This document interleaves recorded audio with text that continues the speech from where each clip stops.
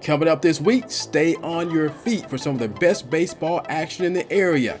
District battles are in full swing, and we're bringing the heat. So hey, don't keep it a secret. Let everybody know. Baseball in Bluff City is coming straight at you.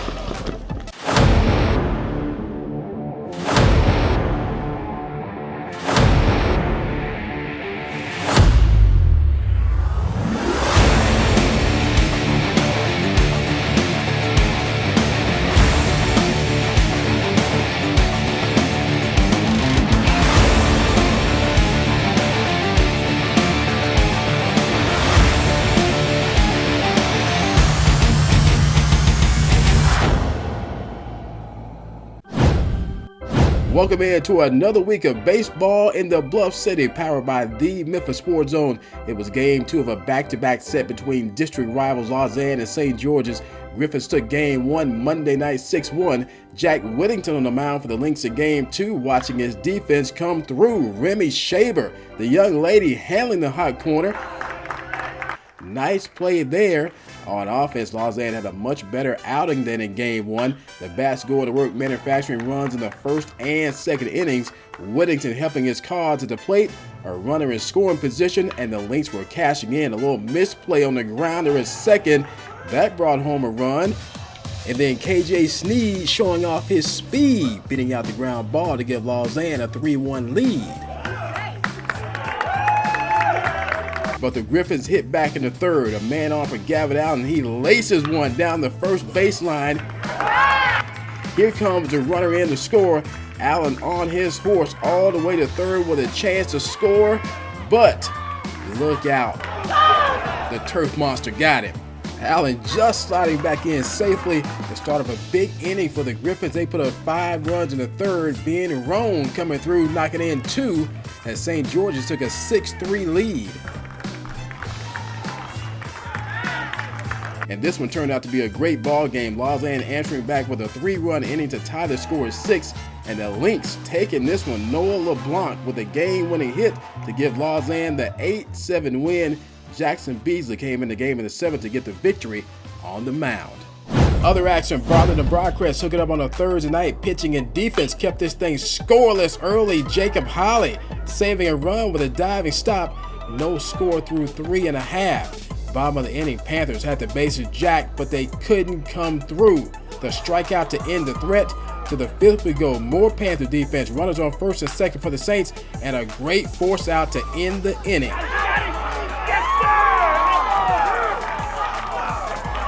Top of the 6th now, things go south for the Panther defense. Base hit from Drew Atkins and an error in the outfield allows Briarcrest to score the first run of the game. And Atkins, he made it all the way to third. Same inning, more problems for Bartlett. One of the few mistakes starting pitcher Jackson Irwin made. That made it 2-0. Saints broke it open, scoring 6 in the 7th, and they turn a close ball game into a blowout. 8-0 the final. Back to region play, and what a day for MUS's Ben Burkhardt. Owls taking on St. Benedict, and this young fella was on fire at the plate. Couple of singles, that one led off the game. He also had a double and a home run. Hunter Barnes helped put the Owls up 3 in the first inning with this RBI single up the middle. Bottom 2 we go. Eagles looking to answer back. Easy ground to the second. Owls looking to turn 2, but the throw, look out. That scores a run for St. Benedict. The Eagles trail 5-3. Fast forward to later, Burkhardt back at the plate. As I said before, he was hitting great, bases loaded, and now they are not. As the Lady Eagles softball team makes a cameo in front of the camera, Burkhardt just missed taking that one out. He cruised to a bases clearing double. Next batter, the big hits kept coming. C.J. Thomas smacks a curve, and he was off to the races with the RBI triple. MUS winning big 13-3. They also took the game the next night against the Eagles by a final of 3-1. The Collierville Dragons return to the Bluff City all smiles after a winning weekend in the Warrior Classic. First game back at Millington, and the Dragon Bats were going early.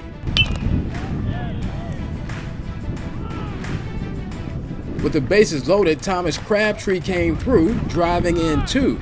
Part of a huge first inning for Collierville, and it didn't take long for him to come home. Joey Caruso getting his name on the show. The Dragons rounding the bases for 9 runs in the first.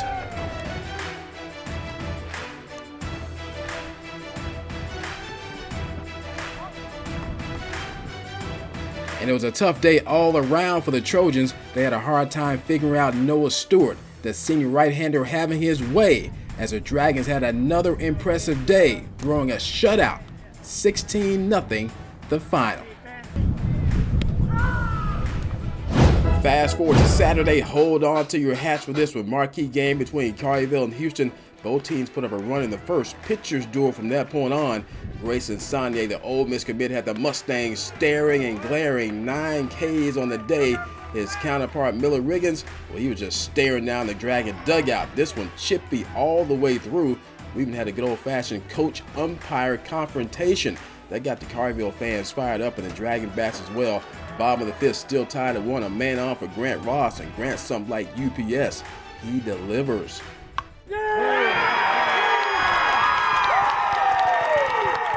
Here comes Austin Smith. He scored both runs, and that proved to be the game-winning RBI. Dragons get the big dub, 2-1, the final. All right, what a game. The victory for the Dragons, a revenge win after falling to Houston just 2 nights before by a score of 4-3. Luke Whaley came on to get the save in this one.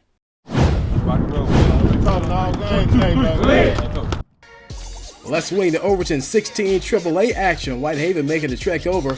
Didn't take long for the Tigers to take off. Jerry Willis in the top of the first. Ball gets past the shortstop, misplayed in the outfield as well. Renaje McCray scores and Willis slides safely in the third. Later in the inning, big Brandon Phillips at the plate. He likes doing his shopping at the gap. That one going to right center, and it's a stand-up RBI triple for Phillips. He was showing out at the plate and in the field. Bottom of the first, watch him coming on in right field with a tremendous effort. Yeah! I see you, Brandon. Take another look at this one. Phillips, the great catch. The Haven a winner, 19-zip.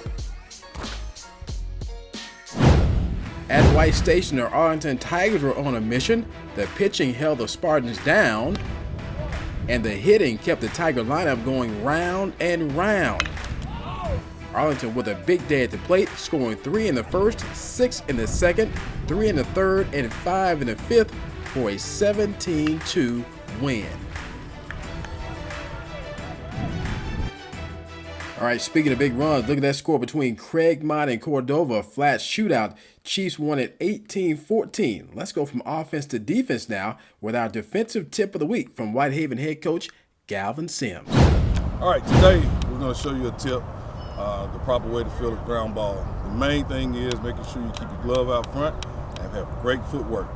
So today we're going to demonstrate and give you an example of how we teach kids from 5 all the way up to the college ranks. Everybody should field the ground ball the right way and the correct way. Check it out. As you notice, each player has 3 balls in a triangle position.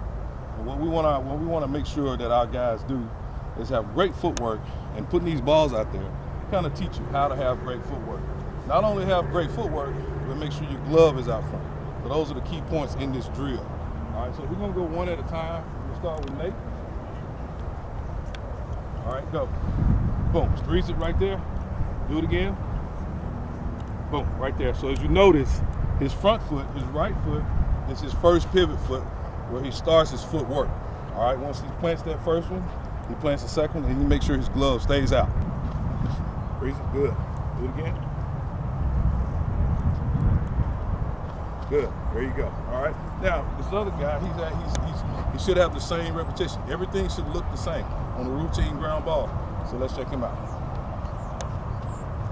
All right, freeze it. Good. All right, now, so those are some of the tips. 2 things that you basically can get out of this simple drill. It's called a triangle drill. You want to make sure that, number 1, you have great footwork and you're getting your glove out front. You cannot catch a ball with the glove back. Show me the wrong way, Jared. Show me the wrong way. See, we got to have this foot connecting to that ball and this glove have to be out here. If you don't have those 2 connecting, it's going to be hard to field a ground ball. All right, let's go to the next guy. All right, so we can't field a ground ball to the side. As you notice, his posture is not lined up with the front side of the ball.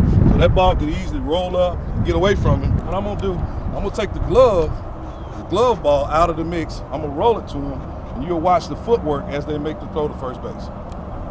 Show me the right way. Freeze it. There you go. Squaring up a ball is what we're trying to do. Squaring up in the triangle. That's the wrong way. Go back. Left foot behind that ball. Good. There we go. So we want to make sure we're squaring the ball up. We got momentum going toward first base so we can make that throw. All right, so we're going to roll one to each one of them, see if they can feel it, and make the throw. All right, here we go. Boom, boom, go. Throw. Good, perfect. Great follow through. All right, see if this guy can do the same thing. Ready? Go. Build the ground ball. Good, making the throw. Follow your throw. That's another key point. Once you make the throw, get behind it and make sure you follow your throws. All right, one more. Ready? Go. Follow your throw. Good. And that's our instructional video for how to field a ground ball in a triangle position. Thank you. All right, thanks a lot, Coach. This is going to wrap it up for this week in baseball in the Bluff City. Make sure you join us next week, same time, same place.